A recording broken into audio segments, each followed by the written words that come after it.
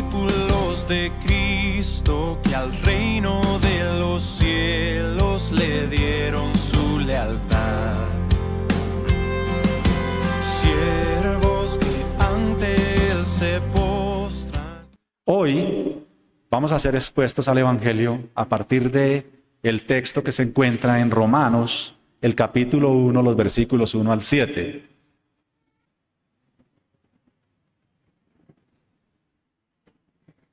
Bien, le damos la palabra del Señor.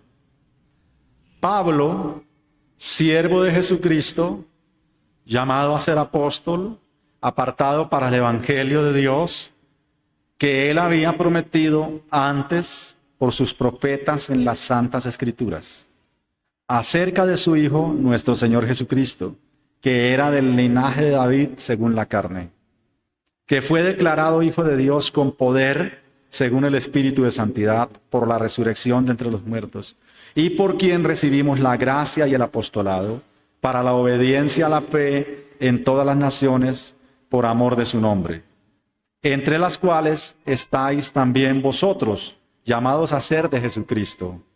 A todos los que estáis en Roma, amados de Dios, llamados a ser santos, gracia y paz a vosotros, de Dios nuestro Padre y del Señor Jesucristo.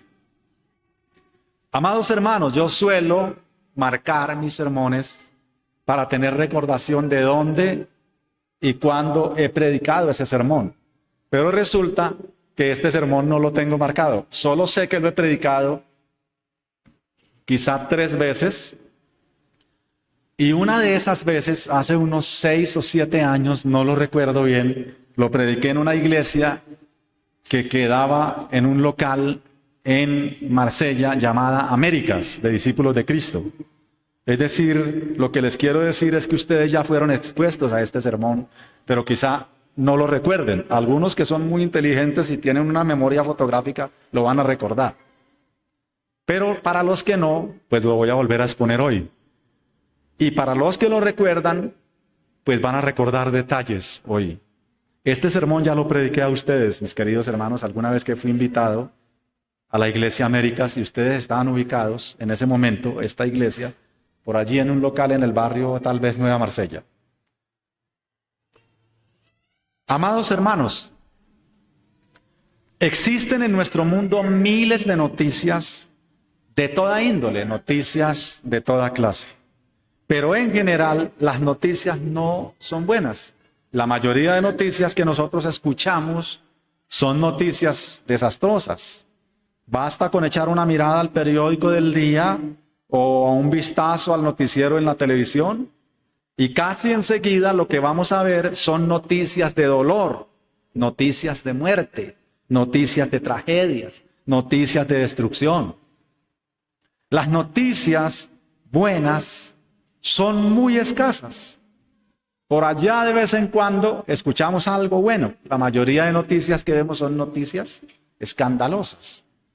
En un mundo así, es alentador y es esperanzador oír una buena noticia. Sería bueno que de tanta noticia mala, de vez en cuando, o escuchar una verdadera noticia buena. Sería algo alentador. Pero, entre todas las noticias malas, hay una que de verdad es una noticia muy, pero muy mala. Y es muy aterradora además. Toda la raza humana, escuchen esta noticia, toda la raza humana es enemiga de Dios. Cuando yo digo toda la raza humana es enemiga de Dios, ¿tú estarás por fuera? Es decir, que la humanidad está enfrentada ante un Dios santo, pero que es un Dios poderoso. Y esto, por supuesto, nos pone a nosotros en unos aprietos enormes. El gran problema de la humanidad no es precisamente que Dios es amor y que es muy, pero muy poderoso. Y ya van a entender por qué estoy diciendo estas palabras. El problema es que Dios es santo. Y el problema es que la humanidad no lo es. El problema es que Dios es bueno. pero tú no eres bueno. El problema es que Dios es justo, pero no hay justo ni aun uno. Ese es el gran problema. El problema de la humanidad es que Dios es amor, pero Él ama la justicia. Él ama al justo y tú no eres justo. Así que, precisamente, porque Dios es bueno, Él mismo se encargará de acabar con la maldad. Y por supuesto, acabará con el malo. Y acabo de decir que tú no eres bueno. El Dios de amor es el mismo Dios que creó el infierno. El Dios de amor es el Dios que destruyó a Sodoma y a Gomorra. El Dios de amor es el Dios que envió el diluvio universal. El Dios de amor es el Dios que a través de toda la historia ha enjuiciado a la humanidad y ha enviado sus justos juicios para destrucción. Por ejemplo, a la nación de Egipto. Envió muchas plagas, envió mucha destrucción y luego los dejó enterrados en el fondo del mar. Eso lo hizo el Dios de amor. Entonces el problema no es que Dios sea amor. El problema es que tú y yo, o la humanidad entera, no ha comprendido, no ha definido bien desde el punto de vista de Dios qué es el amor y qué es lo que Dios verdaderamente ama. Y es esta verdad de Dios la que pone a toda la humanidad en un gran aprieto y en un gran desespero además, ya que nadie puede ni ha podido jamás justificarse delante de este Dios santo. Recuerden ustedes la gran pregunta con que termina el capítulo 6 de Apocalipsis. ¿Quién podrá mantenerse en pie? Respuesta, capítulo 7 de Apocalipsis. De manera que surge una gran pregunta a partir de este texto. ¿Cómo podremos ser salvos de la ira de este justo y santo Dios? ¿Alguna idea? Y es a este interrogante al que la carta a los Romanos, de la cual hoy hemos leído los primeros 7 versículos, responde. Por ejemplo, en el versículo 16 del mismo capítulo que leemos, esto es lo que dice: porque no me avergüenzo del evangelio, porque es poder de Dios para salvación a todo aquel que cree. Así que el tema central de la epístola a los romanos es el evangelio de la salvación por parte de Dios para todos los creyentes. Es bueno en este punto aclarar de qué, por quién y para quién hemos sido salvos. Amados hermanos, nosotros hemos sido salvos precisamente de Dios. Dios nos ha salvado de Él.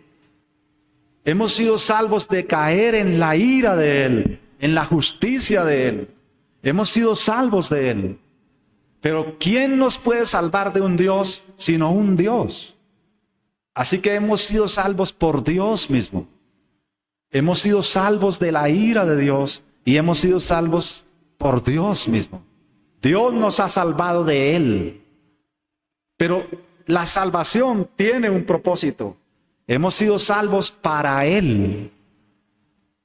Entonces, una primera parte que ustedes ya pueden escribir y llevarse en sus mentes es que hemos sido salvos de Dios, hemos sido salvos por Dios y hemos sido salvos para Dios. Así que el tema central entonces de la epístola a los romanos es el evangelio. Porque el versículo 16 que acabo de citar dice que el evangelio es poder de Dios para salvación. Entonces el evangelio de la salvación por parte de Dios para todo creyente es la buena noticia de Romanos. En medio de un mundo lleno de malas noticias, el evangelio es la gran noticia.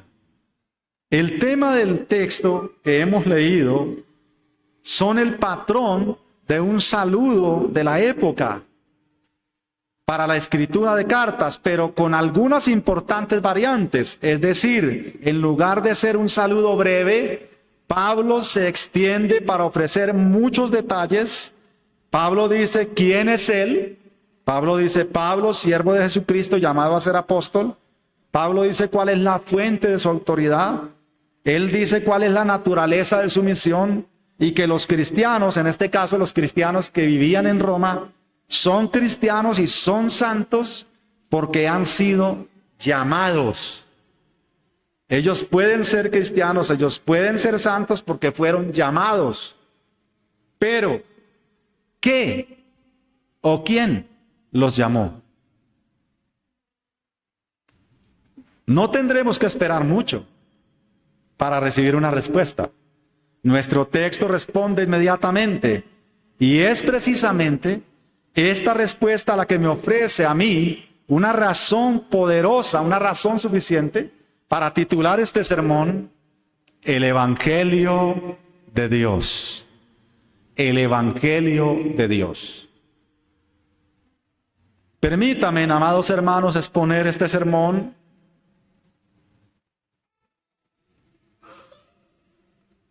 en 4 puntos. El Evangelio prometido, que lo podemos ver en los versículos 1 y 2. El Evangelio revelado, que está en los versículos 3 y 4. El efecto del Evangelio, que está en el versículo 5a. Y el alcance del Evangelio, que está en los versículos 5b al versículo 7. Entonces, amados hermanos, abordemos con tranquilidad nuestro texto. Nuestro primer punto, el Evangelio prometido. Lean conmigo, por favor, amados hermanos, los versículos 1 y 2. Pablo, siervo de Jesucristo, llamado a ser apóstol, apartado para el Evangelio de Dios, que él había prometido antes por sus profetas en las santas Escrituras. El Evangelio prometido.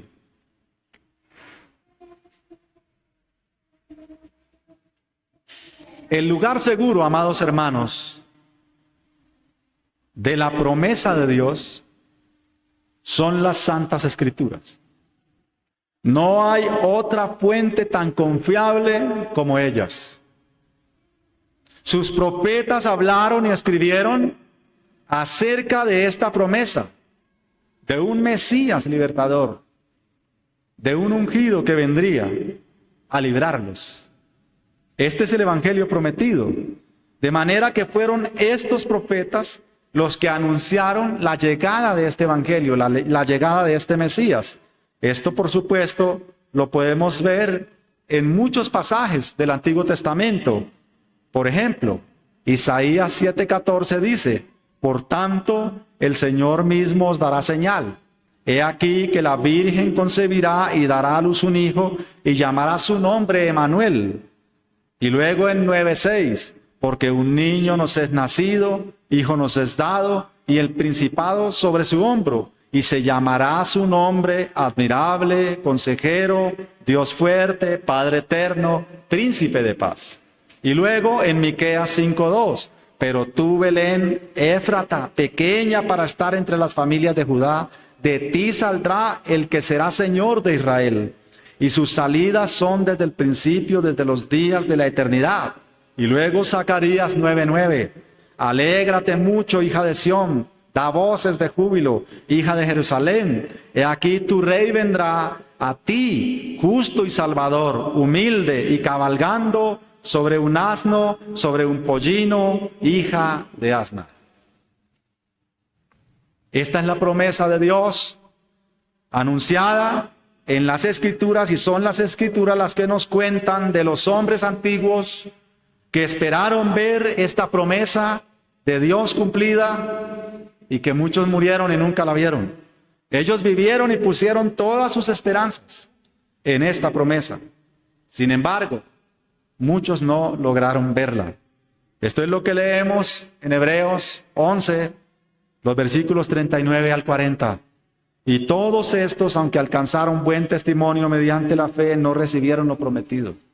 proveyendo Dios alguna cosa mejor para nosotros, para que ellos no fuesen perfeccionados aparte de nosotros.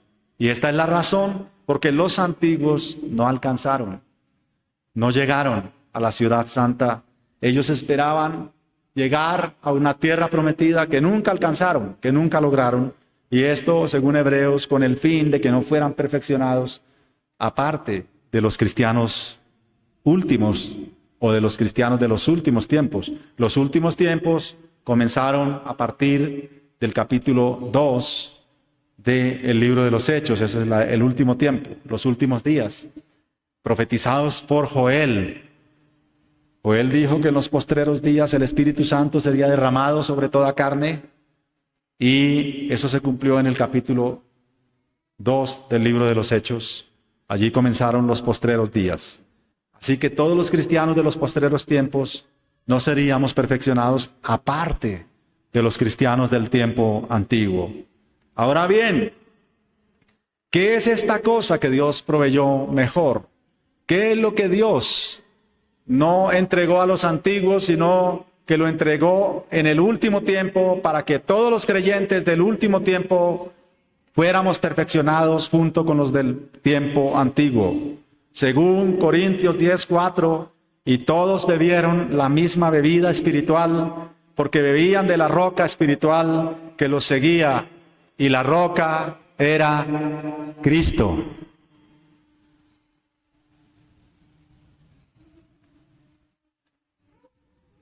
Así que los cristianos del Antiguo Testamento recibieron el Evangelio, porque el Evangelio es Cristo. Él es la buena noticia.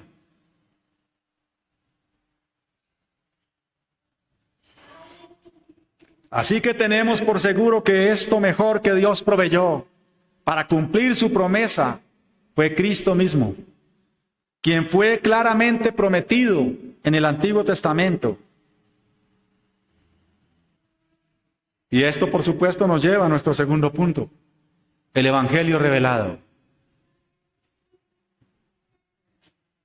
Esto es lo que dice los versículos 3 al 4, acerca de su Hijo nuestro Señor Jesucristo, que era del linaje de David según la carne, que fue declarado Hijo de Dios con poder, según el Espíritu de santidad, por la resurrección de entre los muertos.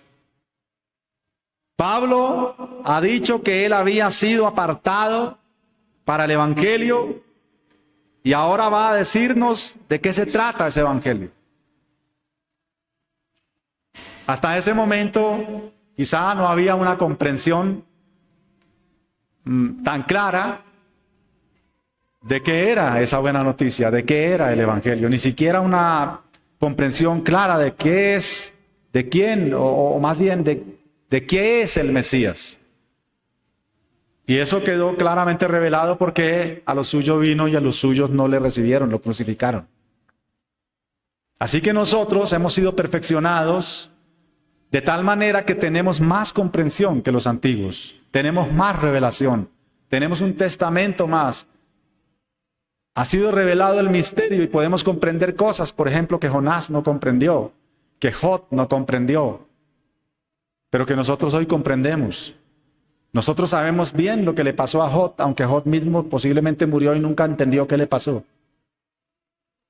Pero nosotros hoy podemos saber exactamente qué le pasó. Podemos saber exactamente qué le pasó a Jonás, aunque Jonás allá en el vientre de la ballena no comprendía. Nosotros hoy comprendemos qué pasó. Era una profecía graficada, era una profecía actuada, una profecía teatral acerca de la muerte, sepultura y resurrección de Cristo. Como Jonás estuvo en el vientre por 3 días y 3 noches, así Cristo estuvo en la tumba. Pero Jonás no sabía que estaba profetizando. Pero nosotros hoy comprendemos eso. Hemos sido perfeccionados con los antiguos y ahora a todos se nos ha revelado el misterio y podemos entender claramente el propósito de Dios. Entonces el Evangelio ha sido revelado, ese es nuestro punto. Antes, este Evangelio había sido prometido, pero ahora es revelado. Ha llegado el tiempo y el momento para que la humanidad conozca el Evangelio en todo su brillo, con todo su esplendor. Esto tiene mucha relación con la exposición de Apocalipsis 11 de hoy en 8. Este hombre que escribe este texto Pablo tuvo un encuentro frente a frente con el Evangelio. Él se encontró de frente con el Evangelio. Dio coces contra el aguijón. Y su luz, la luz del Evangelio, fue tan refulgente y poderosa que literalmente lo dejó ciego por 3 días. Y quizá enfermo de los ojos para toda la vida, eso no lo sabemos. Pero hay un momento en que una iglesia le dice a Pablo: os amamos tanto que diéramos los ojos por ti. Le dicen a Pablo. Este hombre que escribe, entonces, tiene un encuentro de frente con la luz poderosa del Evangelio. De manera pues que Pablo tuvo una experiencia directa con el cumplimiento de esta inmensurable promesa. Pablo se encontró de frente con el cumplimiento del Evangelio prometido a los antiguos, ahora está con el Evangelio revelado. La revelación del Evangelio es innegable, es irrefutable. Hay 2 elementos poderosos que prueban que Dios cumplió su promesa de la buena noticia. 2 elementos, tomen nota. Uno es la historicidad de Jesús el Mesías. Es decir, Cristo como verdaderamente hombre. Nadie lo puede negar, nadie lo ha podido negar hasta el momento. Han querido negar la existencia del Señor Jesucristo como un verdadero hombre, pero hasta el momento no lo han podido hacer. Han tenido que aceptar que Cristo fue un hombre que vivió, caminó en esta tierra. Y algunos pues no les alcanza, llegan hasta ahí. Aceptan que Cristo fue un buen maestro y fue un buen hombre. Incluso los musulmanes creen en la historicidad de Cristo, creen en un Cristo histórico. Y ese es un elemento poderoso. En el versículo 3 leemos acerca de su Hijo, nuestro Señor Jesucristo, que era del linaje de David según la carne, la historicidad de Cristo como hombre. Las Escrituras nos muestran con claridad esta línea humana de Jesús el Mesías. Por ejemplo, Isaías 11, 1 al 5. Saldrá una vara del tronco de Isaí y un vástago retoñará de sus raíces y reposará sobre él el espíritu de Jehová, el espíritu de sabiduría y la inteligencia, espíritu de consejo y de poder, espíritu de conocimiento y de temor de Jehová, y le hará entender diligentemente en el temor de Jehová. No juzgará según la vista de sus ojos, ni arguirá por lo que oigan sus oídos, sino que juzgará con justicia a los pobres y arguirá con equidad por los mansos de la tierra, y herirá la tierra con la vara de su boca, es decir, con la predicación. Y con el espíritu de sus labios matará al impío, y será la justicia cinto de sus lomos y la fidelidad ceñidor de su cintura. Y luego miren lo que leemos en Mateo 1:1. Libro de la genealogía de Jesucristo, hijo de David, hijo de Abraham. Cristo como verdaderamente hombre. Mateo 12:23, y toda la gente estaba atónica y decía: ¿será este el hijo de David? Mateo 15:22, y he aquí una mujer cananea que había salido de aquella región clamaba diciendo: Señor, hijo de David, ten misericordia de mí, mi hija está gravemente atormentada por un demonio. Mateo 21:9, y la gente que iba delante y la que iba detrás clamaba diciendo: Hosana al hijo de David, bendito el que viene en el nombre del Señor, Hosana en las alturas. Todo el mundo reconociendo que Cristo era descendiente directo de David. Y luego quieren negarlo, y luego ellos que gritaron Hosana decían: crucifícale, crucifícale. Y este pueblo que primero lo reconoció, después gritaba: su sangre sea sobre nosotros y sobre nuestros hijos. Años 70, se cumplió eso que ellos mismos dijeron. Y la sangre de Cristo fue vengada. Cristo es histórico, Cristo es real, Cristo fue un hombre real. Él vive. Porque vamos a pasar a esa segunda parte, a ese segundo elemento. No hay duda, Cristo es descendiente directo del rey David según la carne, como dice nuestro texto. El segundo elemento es la divinidad de Jesús, el Mesías. Es decir, Cristo verdaderamente Dios. Versículo 4. Que fue declarado Hijo de Dios con poder, según el Espíritu de Santidad, por la resurrección de entre los muertos. Ese es el sello. La resurrección de Cristo es el sello, es la prueba indubitable de que Él es Dios. La resurrección de Cristo es la credencial, es la prueba irrefutable de que Él es verdaderamente el Hijo de Dios.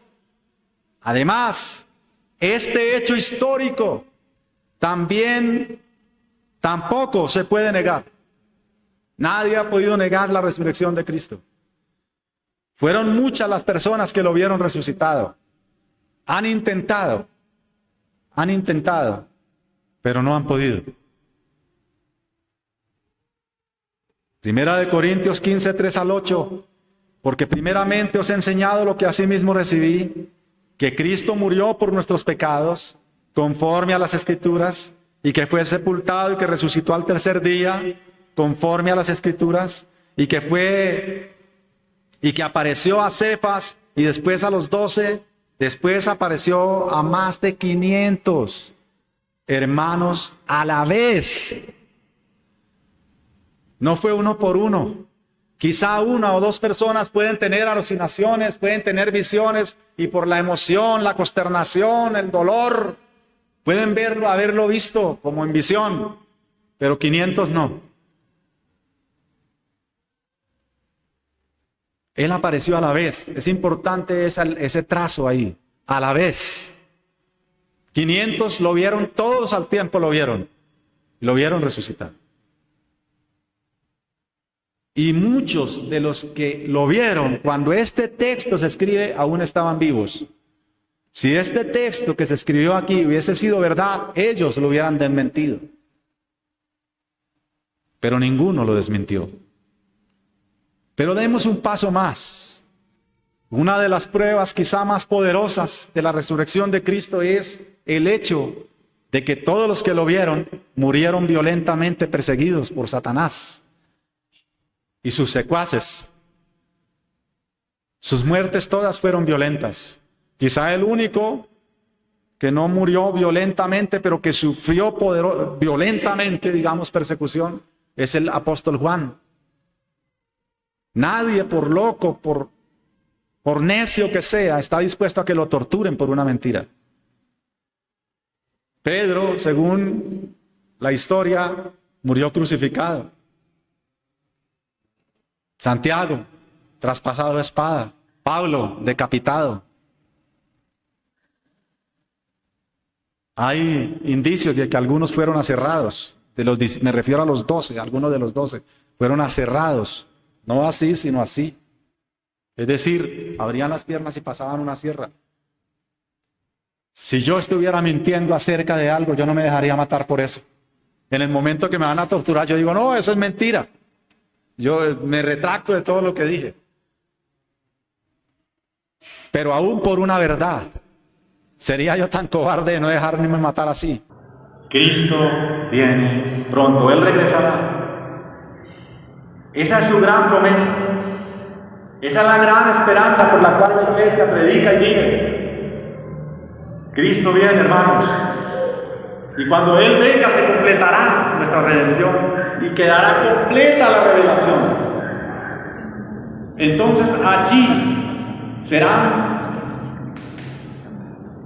apresadas, encadenadas todas las fuentes de maldad. Allí será enjuiciado toda forma de pecado. Allí el Señor limpiará su era. Allí el Señor santificará todo.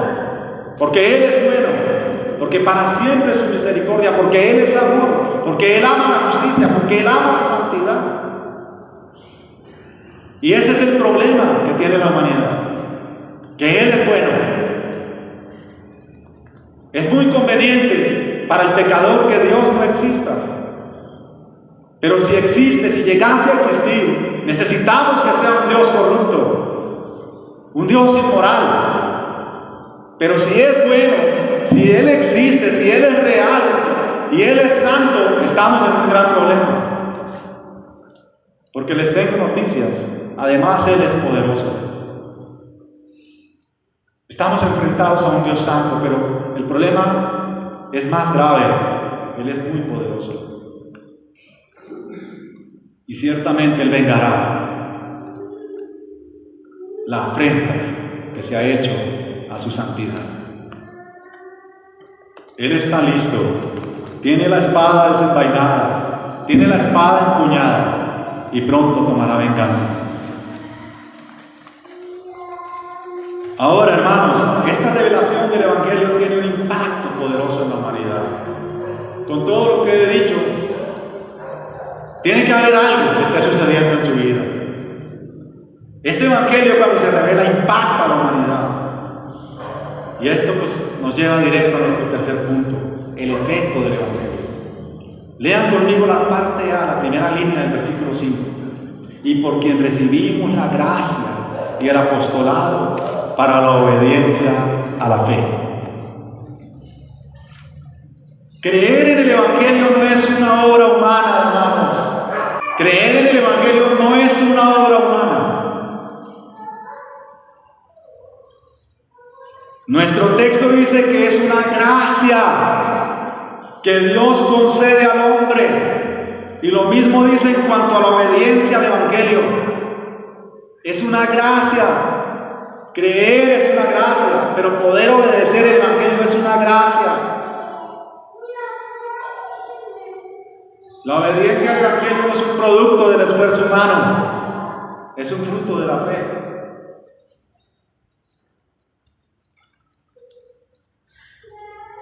Romanos 8, 7 al 8 dice: por cuanto los designios de la carne son enemistad contra Dios, porque no se sujetan a la ley de Dios, ni tampoco pueden hacerlo, no pueden sujetarse.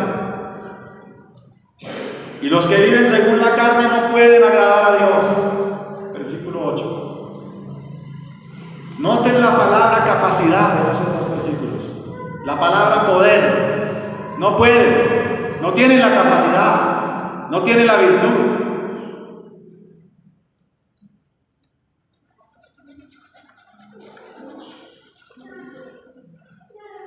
No solamente no quieren, sino que no pueden agradar a Dios. Porque sin fe, amados hermanos, es imposible agradar a Dios. Y la fe es un fruto que viene del Evangelio. Nadie que no haya recibido el Evangelio, que no lo haya escuchado, puede tener fe. La fe es un regalo, es un don que se le concede al miserable pecador y que viene a través de oír el Evangelio. Sin esa fe en el Evangelio es imposible agradar a Dios. Hay tres elementos que sin ellos jamás podríamos agradar a Dios. Y uno de ellos es la fe. Y ustedes quedarán con la curiosidad de los otros dos. Pero el otro elemento es que toda obra que tú hagas o que dejes de hacer esté conforme y ajustada a la ley de Dios. Y el tercero es que todo lo que hagas o dejes de hacer sea para la gloria de Dios. Eso es quizás más difícil de cumplir. Mejor dicho, todos los tres son imposibles. Pero hoy solamente me detengo en la fe. Sin fe es imposible agradar a Dios. No hay capacidad, no hay poder. El ser humano está muerto y un muerto no puede creer. Este es el efecto entonces que produce el Evangelio. Es decir, el Evangelio produce esa fe que necesitamos y luego produce la obediencia que necesitamos. Vivir para Dios no significa vivir en tus miserables buenas obras. Vivir para Dios significa vivir en las buenas obras que Dios preparó de antemano para que nosotros anduviésemos en ellas. No son tus miserables buenas obras, son las buenas obras que Dios preparó, son las buenas obras de Dios. ¿Estamos entendiendo? Esto es gracia, no es tu esfuerzo.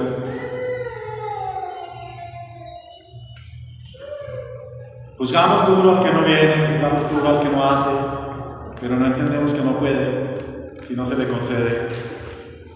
Y tú crees que tú pudiste, tú crees que estás aquí porque eres bueno, pero yo te desengaño, es que se te concedió estar. Se te concede oír este sermón, se te concede este día. No fuiste tú, es un don de Dios.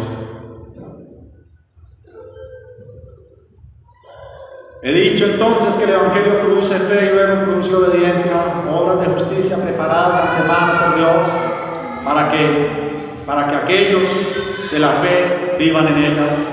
Así que la fe viene por el oír el Evangelio de Dios. Esto sugiere, por supuesto, a los predicadores una seriedad, una responsabilidad, un temor, un temblor al predicar, porque no podemos hablar cualquier cosa, no podemos hablar un conjunto de normas, o no podemos hablar una charla motivacional, o una norma moral, o unos principios de orden psicológico meramente, sino que cuando nos paramos aquí tenemos la gran responsabilidad que es imposible, entre otras cosas, si no somos asistidos por el poder del Espíritu Santo, para poder hablar el Evangelio Santo de Dios, que es lo único que te producirá fe verdadera para salvación. Todo lo demás es religión y te servirá seguramente para algunas cosas en esta tierra, pero para la vida eterna no. Sal de aquí entendiendo eso. Si solo entiendes esto de este sermón, estaría bien. Tu religión evangélica no te sirve. Tienes que creer en Cristo verdaderamente. Tus malditas buenas obras no te sirven.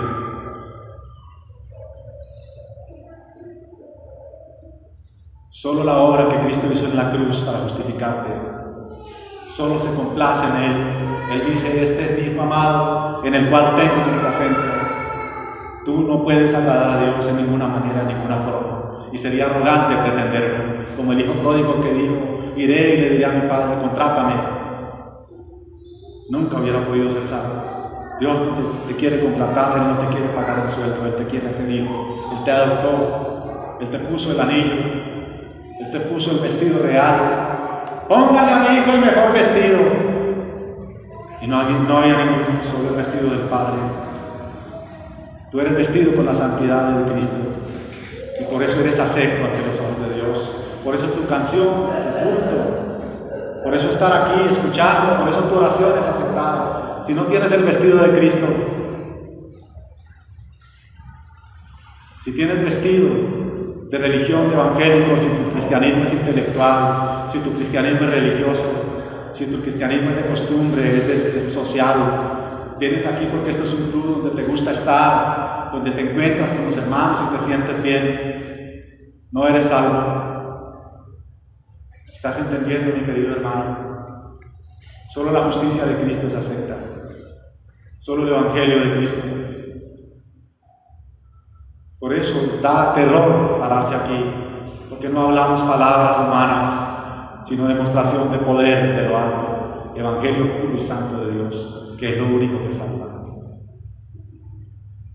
En Romanos 10, 17 así se lee, así que la fe es por el oír y el oír por la palabra de Dios.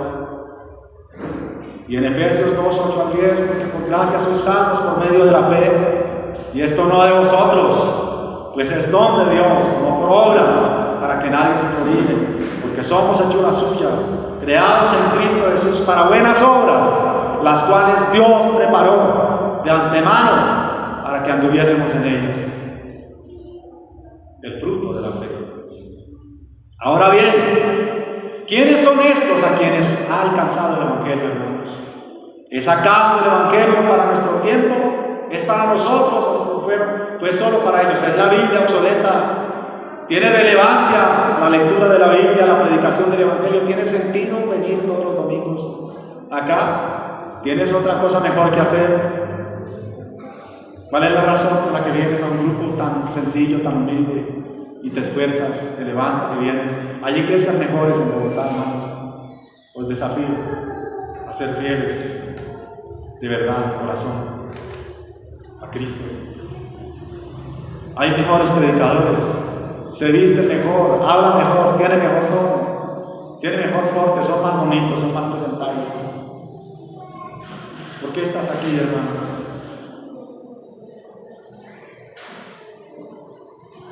El alcance del Evangelio es el último punto que leeremos hoy y se encuentra en la línea B de nuestro texto y va hasta el versículo 7. En todas las naciones, por amor de su nombre, entre las cuales estáis también vosotros, llamados a ser de Jesucristo, a todos los que estáis en Roma, amados de Dios, llamados a ser santos, gracia y paz a vosotros, de Dios nuestro Padre y del Señor Jesucristo. Amados, cuando Cristo estaba reunido con sus discípulos, después de resucitar, les dijo que serían llenos del Espíritu Santo y que luego serían testigos de su resurrección, elemento importante para el capítulo 11 de Apocalipsis. Comenzando desde Jerusalén hasta lo último de la tierra, los estoy preparando para dentro de 8 días. Luego lo que vemos es el avance del Evangelio de manera exponencial hasta llegar a Roma, lo que podría significar un primer cumplimiento del mandato del Señor, pues en ese momento Roma era lo último de la tierra, entendido dentro del Imperio Romano. La idea de nuestro texto es que el Evangelio de Dios es para todos, eso te incluye a ti. Es decir, personas de todas las razas, personas de todas las naciones, personas de toda lengua, de todos los idiomas, de todas las familias de la tierra, de todas las épocas, de todas las culturas, de todos los estratos sociales, de todos los linajes de la tierra. Toda la tierra será alcanzada por el Evangelio glorioso de Dios. Y entonces vendrá al fin, elemento importante, capítulo 11 y 10 de Apocalipsis. Este Evangelio es un llamado de Dios a todos los hombres a la fe en Jesucristo para salvación. Dice nuestro texto, entre los cuales estáis también vosotros, llamados a ser de Jesucristo, a ser de Jesucristo. Hermanos, en estricto sentido, el Evangelio se trata de ser. Ser cristiano, amados hermanos, esta frase la repetí miles de veces. Ser cristiano, amados hermanos, es un tema del corazón. Ser cristiano es un tema del corazón. ¿Entienden, hermanos? Ser cristiano es un tema del corazón.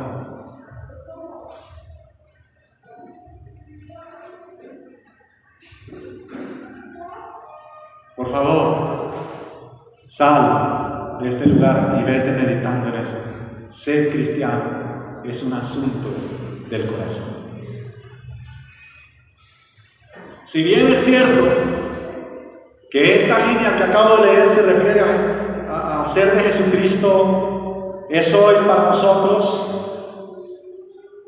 En ese momento se escribía para los cristianos de Roma. Nosotros hemos creído que la Biblia es la palabra de Dios y que es vigente y viva en todos los tiempos y que nos incluye a nosotros. La promesa, el llamado es para nosotros, y si el llamado también la promesa, y si la promesa es para nosotros, entonces también lo es la revelación. Es decir, el paquete completo es para nosotros, hoy también. Hice una pregunta al principio, si hoy es relevante la Biblia. Algunos dicen que es un libro obsoleto, pero cuando los que se enfrentan a la Escritura y son detractores de ella y quieren estudiarla para destruirla, se dan cuenta de que no hay libro más relevante y más actual, y que no solamente sus letras, sus palabras, sus frases, su contenido es letra pura, sino que son letras vivas, son historias emocionantes. La Biblia te lleva a llorar, te lleva a reír, te lleva a emocionarte, te lleva a arrepentirte. Te engrandece y luego te aplasta y luego te levanta. La Biblia está viva, hermanos. A propósito del Congreso, que el tema era las Escrituras. La Biblia está viva. Así que, entonces, amados hermanos, el mensaje para nosotros es ser de Jesucristo. ¿Y qué nos enseña nuestro texto? Nuestro texto nos está mostrando a un Dios misericordioso, un Dios que es humilde, un Dios que es sencillo, un Dios que es paciente, y a la vez a un Dios que es santo y justo, el cual no se no detendrá su justicia, no detendrá la retribución para el pecado, pero que viendo la condición caída, hermanos, la condición de su criatura, la condición miserable del pecador, envió a su Hijo para descargar en él toda su ira. La ira que venía contra el pecador fue descargada sobre la humanidad de Cristo. El Cristo triunfante se atraviesa entre Dios y el hombre pecador. Y entonces la ira de Dios la recibe Él. Y entonces Él muere, Él es herido, Él es molido, Él es torturado por nuestros pecados, a causa de nuestra maldad. Y recibiendo esa ira de Dios, entonces se completa la justicia de Dios. Y Él dice: consumado es, pagada es la deuda. Y en ese momento el velo del templo se rasga de arriba abajo en dos y queda franca entrada al lugar santísimo, a la mismísima presencia de Dios. A través del sacrificio de Cristo, el pecador puede llegar a Dios sin ser eliminado, sin ser consumido, sin ser fulminado por la santidad de Dios. Y solamente a través del sacrificio de Cristo. He ahí la justicia del Evangelio. He ahí la justicia de Dios.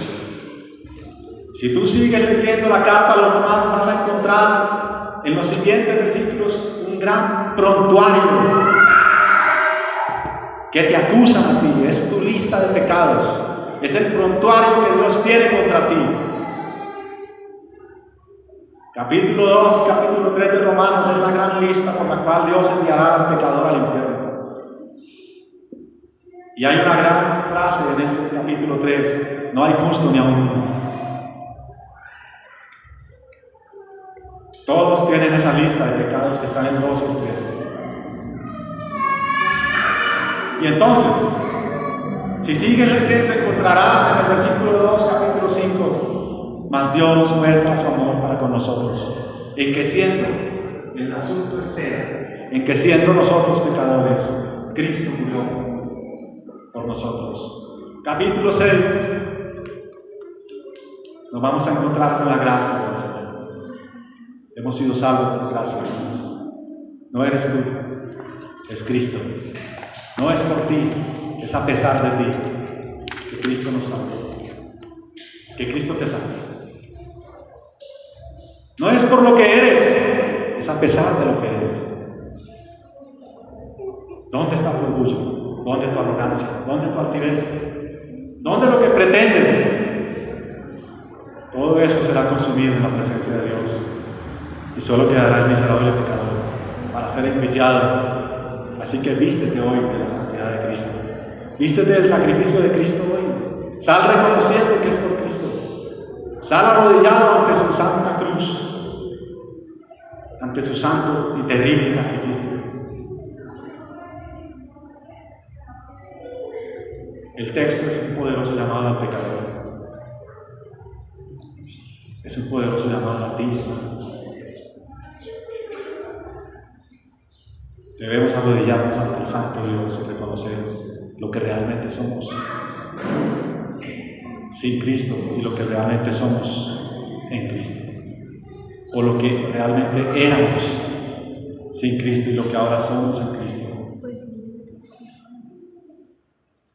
Amada iglesia, esta es la esperanza que os presento hoy, la verdad del Evangelio. Os presento a Cristo, ¿Qué vas a hacer? Oremos. Amado Señor, gracias por tu misericordia. Gracias por tu favor, gracias por tus palabras santas. Señor, hemos sido confrontados, hemos sido expuestos a tu Evangelio Santo. Produce en nosotros la fe para salvación. Produce en nosotros el verdadero arrepentimiento y la verdadera fe en Cristo. Sálvanos, Señor, de nuestra religión evangélica. Sálvanos de nuestra santidad, sálvanos de nuestras buenas obras. Sálvanos de nosotros. Sálvanos, Señor, de tu ira. Sálvanos de ti, Señor. Sálvanos de nuestra propia justicia, de nuestro propio sistema religioso. Oh Señor, vístenos de Cristo, vístenos de la justicia tuya. Padre, haznos entender, porque tú has dicho, te haré entender y te enseñaré el camino en que debes andar. Oh Señor, gracias por tal misericordia y por tal gracia para con nosotros. Bendito seas en Cristo Jesús. Amados hermanos, gracia y paz de Dios.